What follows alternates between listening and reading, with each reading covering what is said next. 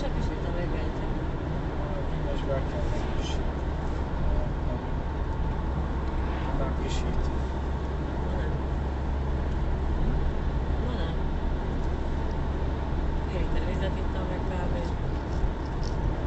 Dani, mă auzi? Da, da. Nu mai intrăm mai atunci la Kaufland, ne oprim în Odorhei și mâncăm acolo.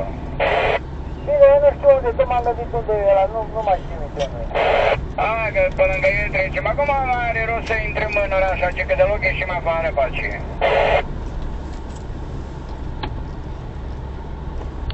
Numai la rom pe 5 minute să alimentez ceva. Dacă vreți la Odorhei, nici acolo nu o să fie mai ușor de intrat în oraș.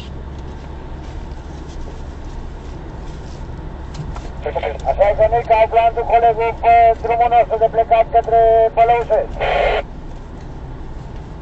Depinde cu ce mașină sunteți. Suntem acolo, mai parcare mare, dar nu odată am mâncat eu acolo, mă. Ma în felul ăla mergem, ma spendime și mai mult aici, că m-aș perché la cică aici în Kaufland. M-aș vrea să îngeală. Nu, colegul, nu suntem cu camioane, suntem cu 3 jumate, colegul. Atunci e mai ușor aici în Ciuc decât în Odorhei. Da, zic că eu putem multe. N-are rost să mai mergem la Kauflandul ăsta acolo la Dedeman.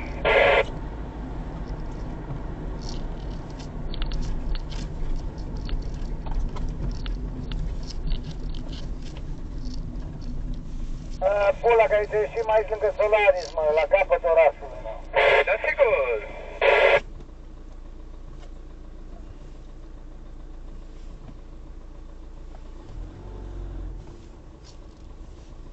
Ce mai avea rost să intrăm prin oraș? Nu, dar mă merge la rom pe 2 să alimentez, apoi acum gata, las că alimentez în Odorhei.